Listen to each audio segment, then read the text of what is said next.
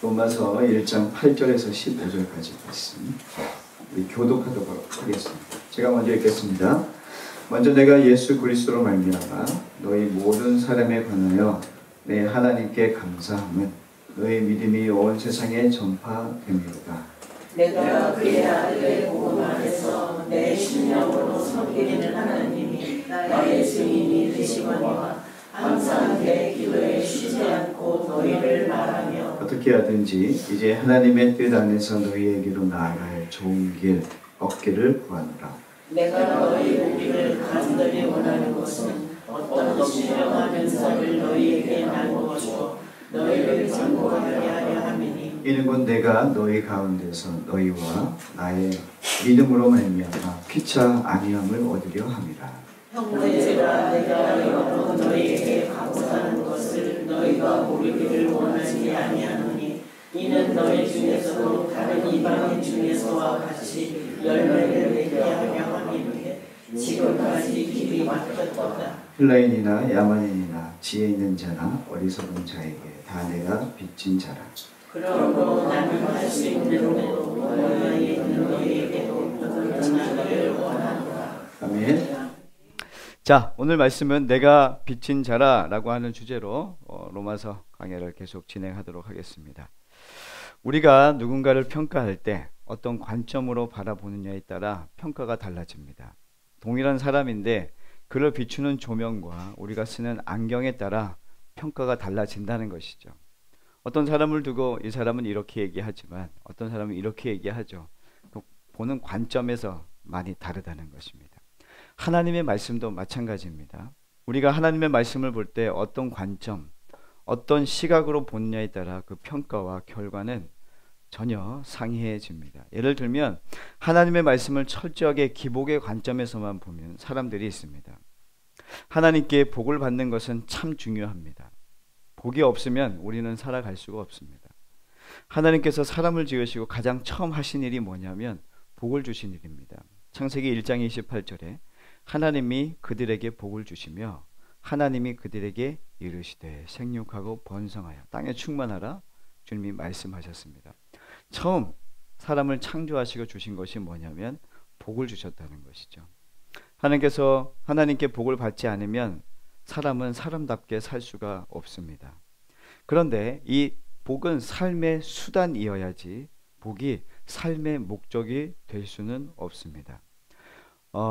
삶의 수단이어야 할 이 복을 삶의 목적으로 갖는 신앙을 기복주의 신앙이라고 얘기합니다. 그래서 이 기복주의에 빠진 사람들은 창세기부터 요한계시록까지의 성경 말씀 모든 말씀을 복으로만 해석하고 복된 말씀만 취하고 그렇지 않은 말씀은 버린단 말입니다. 부흥회를 꼭 하면 드리는 헌금 명단을 부르는 경우가 있습니다. 그리고 하는 것이 드려진 헌금을 위한 기도를 하는데 그 기도의 제목에 어떤 내용인지 우리는 잘 알고 있습니다. 그런데 그 강사의 목사님께서도 이런 기도를 하죠. 문제가 해결되게 하시고 소원이 응답받게 하소서. 대부분의 기도가 이런 내용의 주된 내용이었습니다. 주 예수를 믿어 가난과 질병에서 죽음에서 자유를 얻게 하소서. 이 문구는 빠지지 않는 문구 같습니다. 이것이 기복주의자들의 대표적인 표어입니다. 예수를 믿는데 가난한 것, 예수를 믿는데 병든 것, 예수를 믿는데 불의의 사고를 당해 죽는 것, 이것들은 비성경적이라고 보는 경향이 있단 말입니다. 예수를 믿으면 부자가 되어야 되고 예수를 믿으면 무병장수하고 사고도 없어야 한다는 것이 기복주의자들의 생각입니다. 성경을 이렇게 해석하면 많은 문제들이 생기죠. 바울이 회심하여 복음을 전하기 위해 스스로 청빈한 삶을 살기로 결정합니다. 실상 바울은 거지 같은 삶의 모습과도 같았습니다. 또한 바울은 병이 있었습니다. 없어지지 않는 이 병을 달고 살았단 말입니다. 기복주의자들의 관점에서 본다면 바울은 은혜 받지 못한 사람이고 실패한 사람입니다. 우리가 생각하는 복된 삶을 살지 못하는 사람이라고 생각할 수가 있다는 것이죠. 특히 우리는 예수님에 대한 이야기를 할 수 있는데 예수님이 이 땅에서의 삶은 전혀 자신의 세력을 구축한다거나 자신의 삶을 과시한다든지 하는 모습은 전혀 없었습니다. 또한 폭력적인 방법을 한 번도 사용하신 적이 없습니다. 오히려 세상의 불의와 폭력에 의해 찢기셨고 죽임을 당하셨습니다. 전혀 우리가 생각하는 방법과 달랐다는 것이죠. 그런데 그렇게 찢기며 포용하자 오히려 상대가 변화되는 것을 우리는 성경을 통해 보게 됩니다. 이것이 예수 그리스도께서 행하신 방법이었습니다. 우리는 성경을 볼 때 분명한 안경을 가지고 봐야 됩니다. 그 안경은 도대체 무엇인가? 예수 그리스도께서 분명한 안경을 우리에게 제시해 주셨습니다. 자, 오늘 그 본문이 무엇인지 함께 살펴볼 텐데, 자, 마태복음 22장 말씀입니다. 우리 함께 마태복음 22장, 로마서 1장을 잘 접어 두시고 마태복음 22장으로 가겠습니다.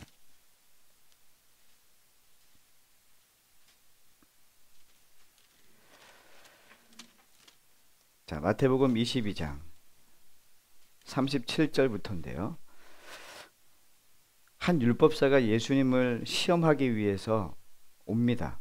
그래서 계명 중에 어떤 계명이 제일 큽니까? 라고 하는 질문을 하자 예수님의 답변이 37절부터 40절 말씀입니다. 함께 읽겠습니다. 예수께서 이르시되 내 마음을 다하고 목숨을 다하고 뜻을 다하여 주 너의 하나님을 사랑하라 하셨으니 이것이 크고 첫째 되는 계명이요 둘째도 그와 같으니 내 이웃을 내 자신과 같이 사랑하라 하셨으니 이 두 계명이 온 율법과 선지자의 강령이니라. 아멘. 자, 여기에서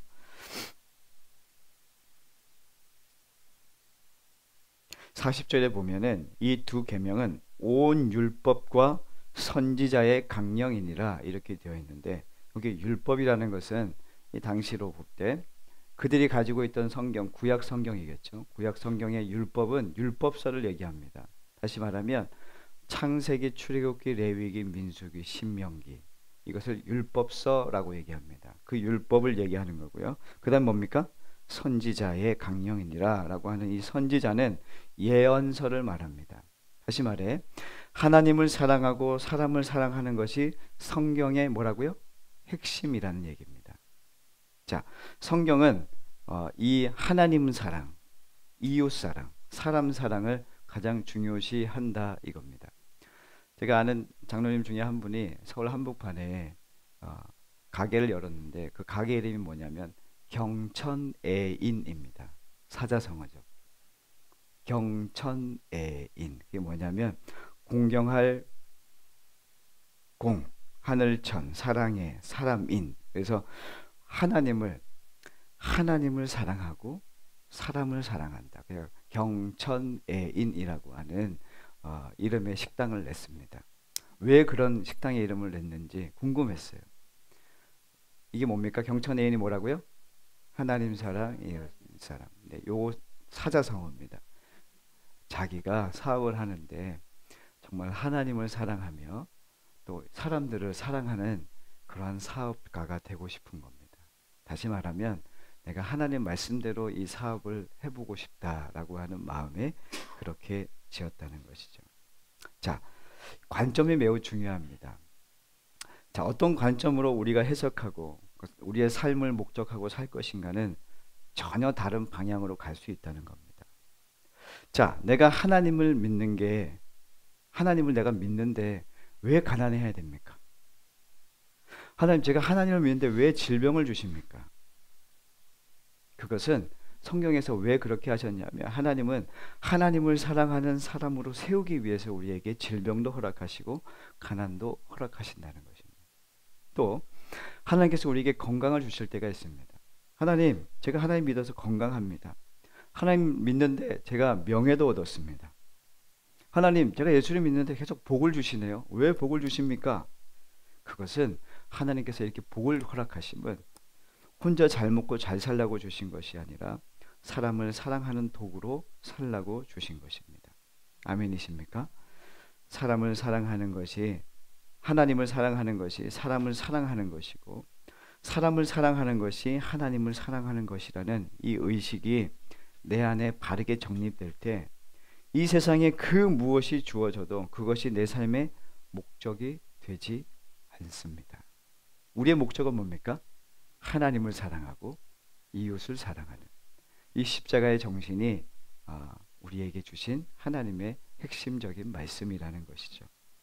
예수님께서 왜 이 땅에 오셨습니까? 그 이유는 하나님과 본체가 같으신 하나님 독생자께서 인간의 모습으로 오셨다는 것은 이 땅에 그분의 삶이 비참하고 끝내는 십자가에 달려 돌아가셨지만 이것이 왜 이렇게 허락하셨냐면 우리의 모습이 예수 그리스도와 같은 삶의 모습으로 과정들이 이루어질 것이기 때문에 예수 그리스도는 친히 우리에게 본을 보여주신 것입니다.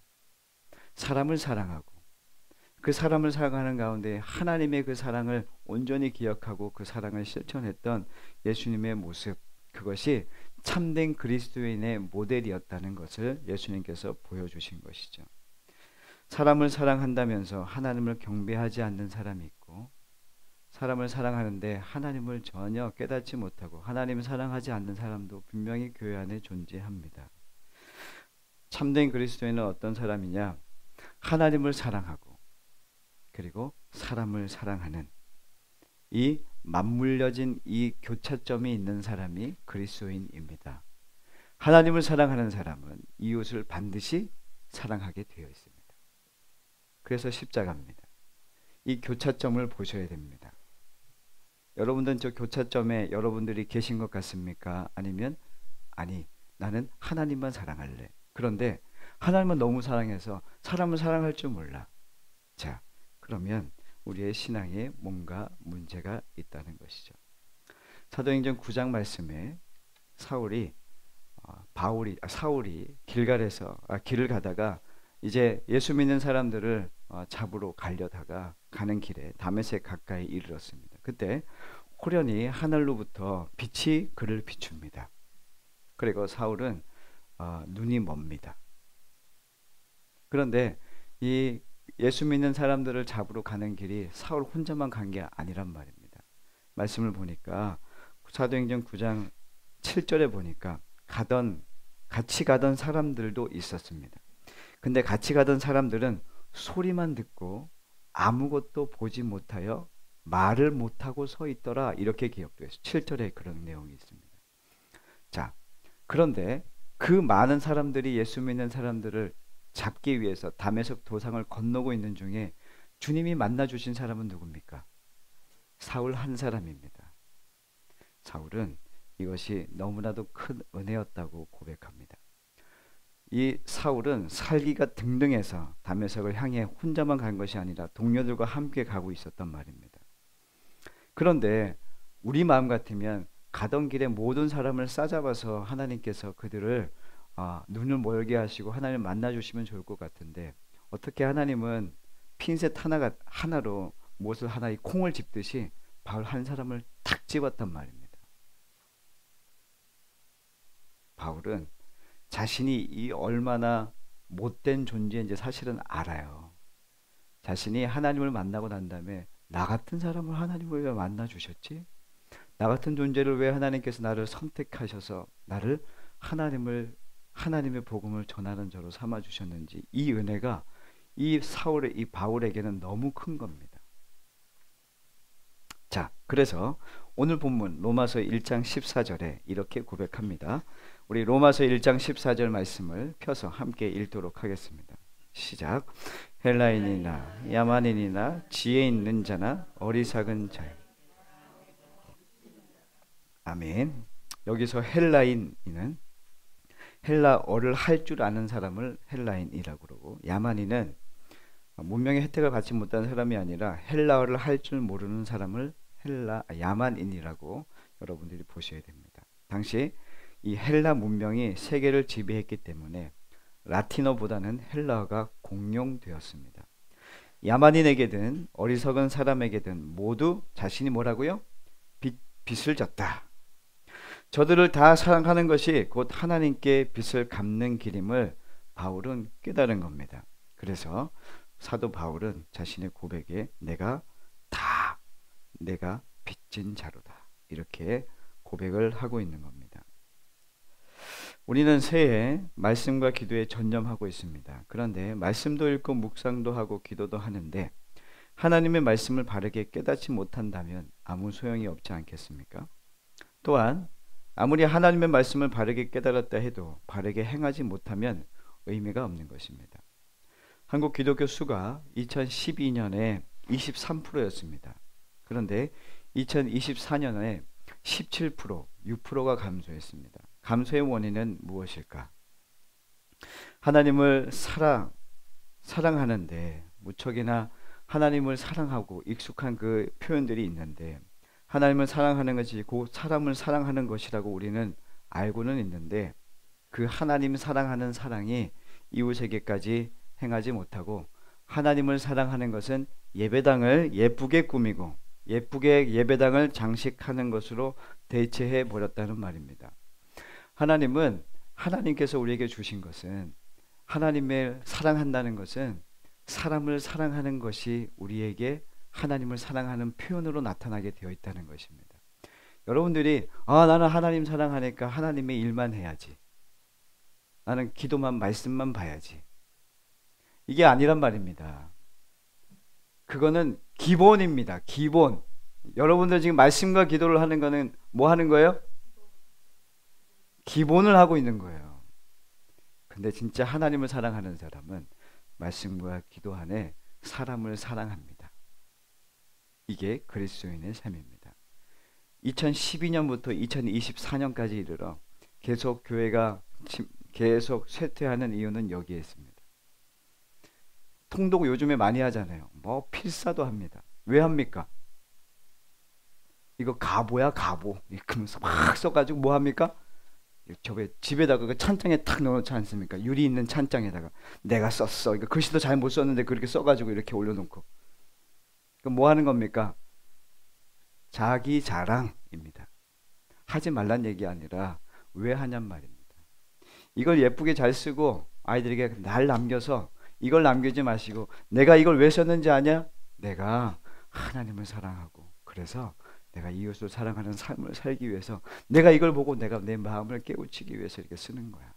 너도 하나님을 사랑하면 이웃을 사랑해야 한다 라고 하는 이 유산을 남겨야 되는데 야 오늘 찬양해야 찬양해라. 오늘 반주해야 돼. 반주해야지 너 하나님 사랑하는 거야.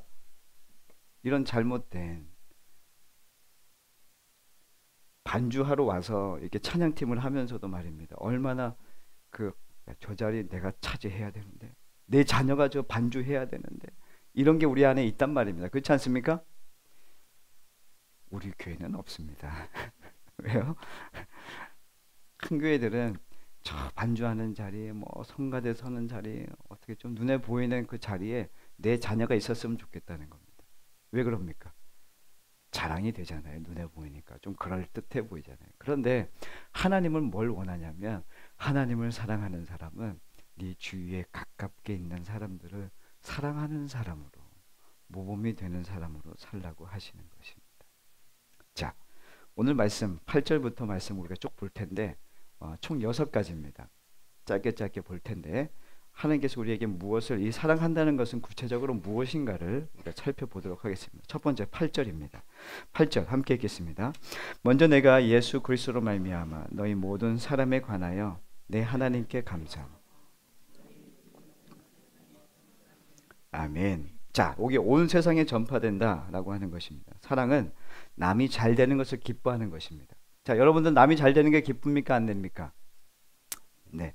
사돈이 땅을 사면 배가 아픕니까? 기분이 좋습니까?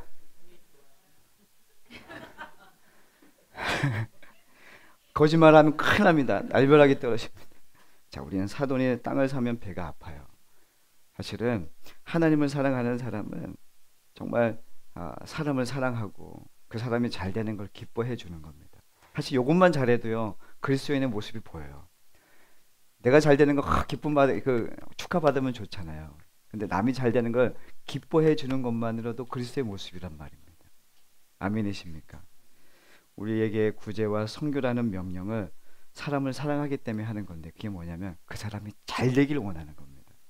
선교와 전도는 그 사람이 잘 되는 걸 축복해 주는 거예요. 잘 될 거야. 자, 해보십시오. 잘 될 거야. 정말 착하신 성도님들입니다. 자, 여러분들 만나는 오늘의 한 가운데 일주일 동안에 그 사람이 잘 되기를 정말 마음을 다해 축하해 주시고, 그렇게 된다고, 될 거라고 이렇게 축복해 주시는 말들이 있기를 원합니다. 자, 두 번째입니다. 9절이에요. 내가 그들의 아들의 복음 안에서 내 심령으로 섬기는 하나님이 나의 증인이 되시거니와 항상 내 기도에 쉬지 않고 너희를 말하며. 아멘. 자, 두 번째는 뭐냐면 기도입니다. 기도. 내 기도 말고 누군가를 위해서 기도하는 겁니다. 내 기도 말고 내가 누구를 위해서 기도해 주는 겁니다. 여기 항상이라는 표현은 밤낮이라는 뜻이죠. 밤낮. 이 사도 바울은 로마에 있는 성도를 위해서 기도했다는 겁니다. 자, 우리의 신앙이 지금 잘 가고 있느냐 잘못돼 가고 있냐를 볼 때 내 기도가 많은지 아니면 내가 중보하는 대상이 많은지를 보시면 됩니다. 내가 정말 나를 위해서 기도해 주는 사람, 여러분들 기도해 주잖아요. 너 기도해 줄게. 기도해 줄게. 여러분들 그런 말 많이 하죠. 뭐 얼굴 보면은 목사님 기도해 줄게. 저는 그런 얘기 참 많이 들었어요. 저 개척교회 하니까 기도해 줄게요. 근데 정말 기도하는지 모르겠어. 그냥 인사치레 아닙니까? 인사치레 하지 마시고 아예 그런 얘기 하지 마세요. 빈말 하지 마시고 정말 기도해 주십시오. 그런 말이 마음이 들걸랑 그냥 기도해 주십시오. 정말 그 사람을 위해. 그리고 여러분들을 위해서 기도해 주는 사람 말고 정말 기도해야 되겠다는 다른 사람이 있으면 그를 위해서 명단을 적어가면서 기도하십시오. 그게 그리스도인입니다. 나를 위해서 기도해 주는 사람은 다 합니다. 그리고 내 자녀, 내 가정을 위해서는 기도하지 말래도 하잖아요. 근데 그리스도인은 다릅니다.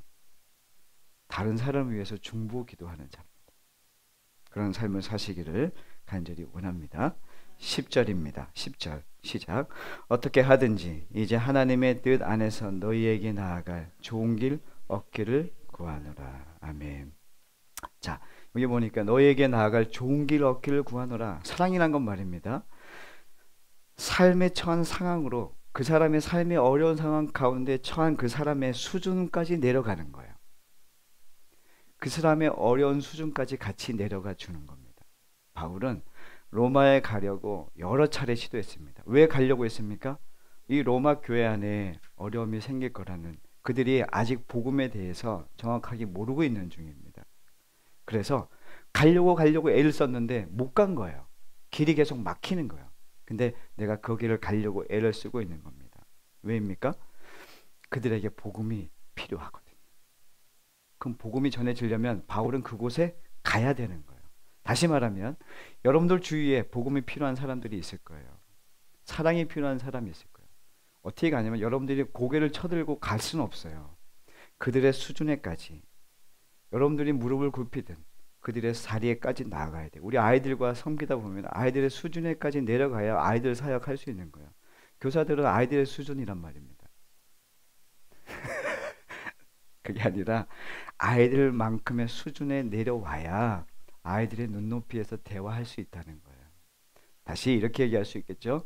우리가 그 사람의 어려움 가운데 있는 그 사람의 처지에 함께 가주는 겁니다. 그 수준에까지 내려가는 것. 이것이 그리스도의 사명이고 그리스도에는 사랑의 실천이라는 것입니다. 자, 우리 아이들 좀 얘기할 텐데, 우리 캠프 동안에 우리 아이들 한 번도 싸운 적 있습니까? 없습니까? 유젠 친구들 싸웠어? 안 싸웠어? 싸웠어? 안 싸웠어. 자, 근데 중요한 건 뭐냐면 아이들이 우리가 이제 시작하기 전에 규칙을 정했어요. 이렇게 하자. 서로 뭐가 되어주자? 뭐가 되어주자?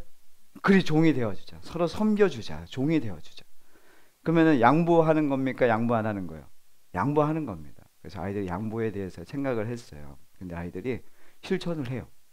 아까 여기 사진도 봤지만 밥 먹으러 갈 때도 이렇게 아이들이 막 이렇게 서로 먼저 가라 그러고 이렇게 얘기도 하고, 청소하기 싫은데 막 청소기 들고 막 이렇게 하는 친구들 봤죠? 못 봤습니까? 못 봤대. 야, 지우야 못 봤대. 넌 봤지? 그래. 청소하는 친구들 사실 초등학교 애들 안 하잖아요. 선생님 다 해줘야 되는데 이 친구들이 와서 서로 막 이렇게 해주려고 그러는 거예요. 목사님 하지 말라고 막 이렇게 하면서 막 이렇게 얘기하는 거예요. 서로 섬겨주는 마음이에요. 자, 우리가 그 수준에까지 내려가 주는 것, 그의 아픔에 그들에게 필요한 것들을 함께 해주는 거죠. 그 이번에 우리 캠프 때 그 첫 시간에 함께 해주셨던 분이 계신데, 그 신희식 집사님이라는 분이 계신데, 이분이 초등학교 선생님이에요. 초등학교 선생님인데 이 방학 기간에 우리 아이들 섬겨주러 왔어요. 그리고 한 분은 또 계신데, 이분이 이제 간증을 하셨는데 이런 간증을 하셨어요. 내가 그리스도인인데 내가 어떻게 그리스도인으로 살아갈 수 있을까? 예수 믿으세요, 예수 믿으세요.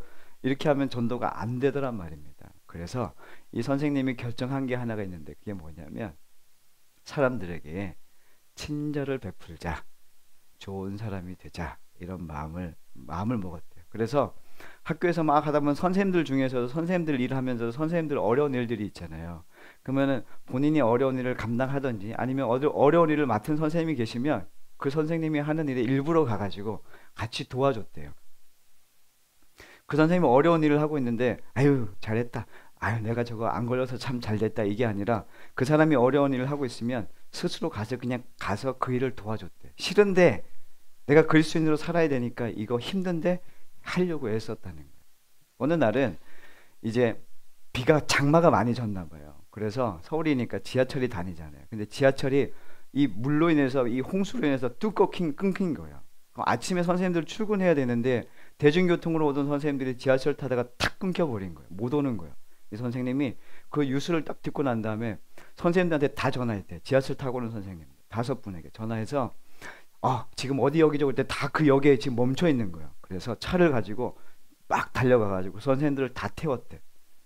비 오는데 홍수 막 나고 이런데, 아니 지각했으면 그냥 편하게 그냥 학교에 앉아가지고 늦었어 이렇게 할 수 있는데, 본인이 스스로 그냥 저 선생님들을 도와줘야겠다, 가서 그 선생님을 태우고 그냥 안 해도 되는 일을 한 거예요. 근데 선생님들이 너무 감사해하대요. 그때부터 이 신익 선생님의 별명이 뭐였다고, 친구들? 비치식. 그렇지, 다 기억하잖아. 그 선생님이 이름이 희식이에요. 희식. 근데 성이 신씨인데 신희식이 아니라 빛이라고 그래요. 세상 사람들이, 안 믿는 선생님들이 이 선생님을 빛이라고 얘기해요. 빛희식이라고 그래요. 되게 멋쩍게 했지만 본인이 붙인 별명이 아니라 사람들이 붙여준 별명이에요. 자, 여러분들은 어떤 별명을 갖고 계십니까? 여러분들의 별명은 뭡니까? 여러분들은 예수 그리스도를 믿는 이 예수님의 정체성을 가진 사람으로 세상에서 여러분들은 뭐라고 그럽니까? 고집쟁이입니까? 아니면 예수쟁이입니까? 할렐루야. 자, 11절입니다. 11절에 네 번째는 뭘 우리에게 말씀하고 있습니까? 우리 함께 읽겠습니다. 내가 너희 보기를 간절히 원하는 것은 어떤 신령한 은사를 너희에게 나누어 주어 너희를 견고하게 하려 함이니. 아멘. 자, 여기에서 은사라는 단어는 뭐냐면 선물이라는 뜻이에요. 선물.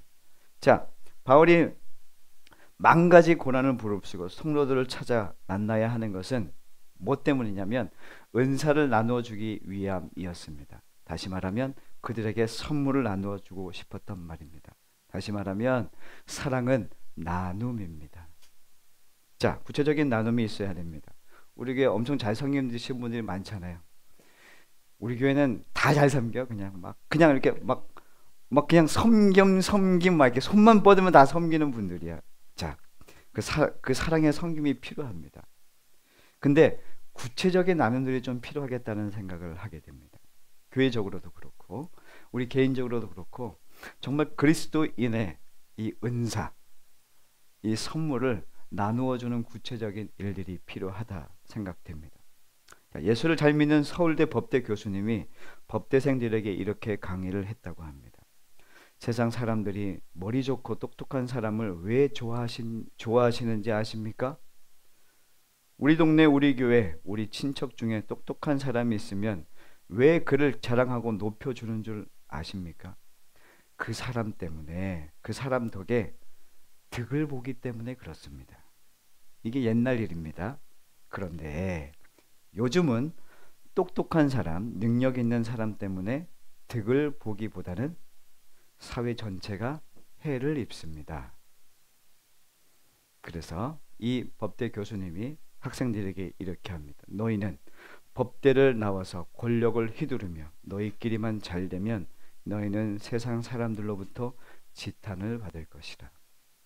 자, 이거는 이 예화를 드렸지만 이거는 그리스도인들에게 생각해야 될 예화입니다. 여러분들은 먼저 예수를 믿는 사람 아닙니까? 하나님의 복을 받은 자는 이 복을 우리만 가지고 깔고 앉아 있으면 안 됩니다. 어떻게 해야 되냐면 이 복을 나누어야 됩니다. 근데 나누면 내가 없어지는 게 아니라 더욱 풍성해지는 것을 깨닫게 될 줄 믿습니다. 초대교회가 존경받는 이유는 이겁니다. 교회가 세상의 욕을 먹는 이유는 자기네 것만 취했고 자기 시간, 노동, 이 모든 것들을 다 자신의 것으로만 취했던 사람들이었지만 초대교회가 존경받는 이유는 이 구체적인 나눔이 있었다는 거예요. 구체적인 나눔. 어떠한 나눔들이 있어야 되는가? 우리는 생각해 봐야 되고 함께 기도해야 됩니다. 근데 이것을 깨어서 기도하고 우리가 찾아야 되는 것이죠. 근데 분명한 건 하나님께서 구체적인 나눔들에 대해서 우리에게 가르쳐 줄 거라고 저는 믿습니다. 우리가 계획해서 좋은 것도 있지만 하나님께서 보게 하시는 일에 마음을 들여서 이 구체적인 사랑의 실천, 나눔을 함께 해 나가는 교회가 되기를 간절히 원합니다. 12절 말씀입니다. 읽겠습니다. 이는 곧 내가 너희 가운데 너희와 나의 믿음으로 말미암아 피차 안위함을 얻으려 함이라. 아멘. 바울이 로마의 성도들을 만나러 가는 이유는 그들을 위로하기 위함입니다. 자, 사랑은 그 수준으로 내려가는 것을 넘어서 뭐 하는 겁니까? 그를 위로하여 높은 수준으로 끌어올려 주는 겁니다. 자, 우리는 그 수준으로 내려가는 것으로 끝나면 안 됩니다. 그에게 내려가면 그를 위로하고 그를 온전한 삶을 살 수 있는 그 자리까지 끌어올려 주셔야 되는 겁니다. 저는 신앙생활 하면서 그런 분들을 봤어요. 정말 사랑의 마음을 가지고 어려움을 당한 성도들, 재정적인 어려움을 당한 성도들에게 탁 찾아가서 막 위로를 해줬어요. 근데 수준이 그 어려움 당한 사람보다 그렇게 좋진 않아. 근데 조금 괜찮아. 그래서 가서 막 위로해줬더니 이 사람이 위로를 받고 힘을 얻었네. 근데 이 재정적인 어려움을 이 사람보다 더 복을 더 많이 받았어. 그럼 뭐 해야 됩니까? 잘 됐다. 근데 이 사람 잘 되니까 어떤 마음을 갖는 거예요? 아우, 괜히 기도해 줬나? 나보다 더 잘 되네. 이런 분들이 있을까요, 없을까요? 있어요. 자, 권사님 너무 믿으면 그렇지 않아요, 진짜. 내가 기도해 줬는데 이 사람이 더 잘 되잖아요. 그러면 속상해 또. 이게 인간이에요. 근데 주님은 여러분들 통해서 나보다 더 잘 되는 사람들이 있기를 원하시는 거예요. 이걸 이겨내는 거예요. 주님이 나를 통해서 그 사람을 축복했더니 그 사람이 나를 통해서 더 잘 돼요. 주님의 복을 더 많이 받아. 신앙도 더 좋아져. 박수 쳐야죠. 그게 주님이 우리에게 허락하시는 그 기쁘신 뜻이라는 거예요. 그 사람의 자리까지 내려가고 그를 위로했더니 그가 이 높은 수준까지 올라왔어. 근데 내 수준보다 더 높아지네? 감사하셔야 됩니다. 왜 아멘 안 하세요? 한 분만 하면 아멘 하시고 설교 처음부터 다시 하겠어요. 그를 끌어올려서 그 높은 수준까지 끌어올려서 나보다 더 높은 수준의 삶으로 그리스도를 정말 사랑하는 사람으로 살게 되는 것, 이것이 복된 삶인 줄 믿습니다. 13절입니다. 마지막이에요. 시작. 형제들아, 내가 여러 번 너희에게 가고자 한 것을 너희가 모르기를 원하지 아니하노니 이는 너희 중에서도 다른 이방인 중에서와 같이 열매를 맺게 하려 함이로되 지금까지 길이 막혔도다. 아멘. 자, 여기에서 중요한 것은 저는 이거예요. 다른 이방인 중에서와 같이. 바울은 이방인 전도를 했던 사람이었지 않습니까? 자, 그는 열매 맺는 삶이었어요. 자, 그렇다면 이렇게 얘기하는 거죠. 같이 열매를 맺게 하려 함이라. 여기 중요한 건 뭐냐면 다른 이방인 중에서와 같이 열매를 맺게 하려 함이로다. 자, 이 말이 뭐냐면 이런 겁니다. 하나님은 이 바울을 통해서 열매 맺는 삶을 살게 해주셨습니다. 자, 이제는 바울은 이방인에게 전도를 하고 이방인 한 사람 한 사람들이 무엇을 하기를 원했냐면 그리스도인의 열매를 맺기를 원했다는 겁니다. 그래서 이렇게 생각할 수 있겠습니다. 신앙은 말입니다. 하나님 앞에서 독립적인 인간이 되는 겁니다. 누군가를 의존해서 사는, 사람을 의존해서 사는 게 아니라 하나님 앞에 독대하며 그분의 은혜와 그분의 말씀을 마주하며 사는 사람. 신앙의 독립적인 그 은혜를 누릴 수 있는 사람이 되어야 된다는 겁니다. 쉽게 얘기하면 이런 거죠. 우리 지금 자녀들이 있는데 자녀들의 신앙이 여러분들 엄마 아빠가 없어도 얘네들이 교회를 떠나지 않고 하나님을 믿는 사람이 되는 것. 이게 독립적인 신앙을 갖는 겁니다. 이게 중요합니다. 여러분들 지금은 엄마들 손잡고 막 야 일어나 일어나 이렇게 하면서 왔지만 그게 아니라 이제는 어떻게 되냐면 이들이 일어나서 자신의 옷을 입고 오늘 하나님 예배하는 시간이지. 토요일은 조금 내가 원하는 것을 좀 줄여야지. 왜? 내일 예배하는 날이니까. 자신의 삶이 계속 뭐예요? 질서 있게 정돈되어져 가는 거예요. 그리고 거룩한 주에 자신이 하나님 앞에 나와서 예배할 수 있어야 돼요. 이것에 더 나아가서 뭐가 필요하냐면 하나님을 사랑하는, 하나님의 말씀을 자신이 읽고 묵상하고 스스로 하나님의 길을 선택하고 하나님의 인도하심을 받는 그 삶을 살 수 있도록 우리가 해야 한다는 겁니다. 스스로 그 열매를 거두는 그 기쁨을 누릴 수 있게 해 주셔야 된다는 것입니다. 매우 중요합니다. 경제적인 독립도 필요하고 이제 분가에서 성경에도 나와 있지 않습니까? 자녀가 부모를 떠나서 이제는 이제 여인과 한 몸이 돼서 이제 분가하여 새로운 어떤 삶을 살지 않습니까? 독립된 가정이 됩니다. 보내줘야 됩니다. 근데 더 중요한 것은 신앙적인 독립 매우 중요합니다. 그것은 스스로 하나님이 주시는 열매를 얻는 것입니다. 열매를 맺어가도록 여러분들이 그 일을 지금 하셔야 됩니다. 뉴젠 캠프를 하는 이유는 그겁니다. 아이들이 하나님 앞에 서는 시간을 계속 갖게 해주는 겁니다. 청함을 받은 사람은 많은데 택함을 받은 자가 적은 시대 아닙니까? 그러면 하나님 앞에 이 청함을 받은 이 아이들이 주님 앞에 택함을 받는 그 자리까지 가도록 우리 어른들이 그 자리를 마련해주고 그 자리에서 하나님을 선택하고 하나님께 자신의 삶을 내어드리는 이 선택을 할 수 있게 해주는 열매를 맺어가는 삶을 시작할 수 있도록 기회를 우리는 줘야 됩니다. 그것이 우리는 교회가 해야 되는 사명임을 믿습니다. 자, 오늘 나눈 이 6가지의 사랑의 내용을 우리가 기억하기를 원합니다. 우리가 누군가를 사랑한다는 것은 이렇게 사랑하는 것입니다. 6가지의 내용. 이런 사랑이 아니면 이기적인 사랑 속에 머무를 수밖에 없습니다. 중요한 것은 하나님의 사랑을 받아 이 하나님의 사랑을 받아본 자가 사람을 사랑하게 된다는 것입니다. 또 아무 상관도 없는 사람을 하나님이 사랑해라 이렇게 하지는 않네요. 지금 이 자리에 하나님을 알고 있고 교회 나와서 하나님의 말씀을 듣고 있는 여러분들에게 지금 하나님께서 말씀해 주고 있는 겁니다. 너희들이 하나님이 알만한 그 모든 것들이 보여줬음에도 불구하고 하나님을 사랑한다고 하지만 나의 이익과 나의 만족을 취하며 살던 우리들의 삶이 아니라 이제 하나님을 사랑한다면 이웃을 사랑하는 이 교차점을 여러분들에게 분명히 이루어가는 참된 그리스도인이 되기를 주님께서 원하시고 계시다는 것입니다. 여러분들은 그리스도의 사랑을 받은 빚진 자입니다. 한번 따라해 보십시오. 나는 주님의 빚진 자입니다. 우리는 빚진 자입니다. 빚진 자는 그 빚을 갚습니다.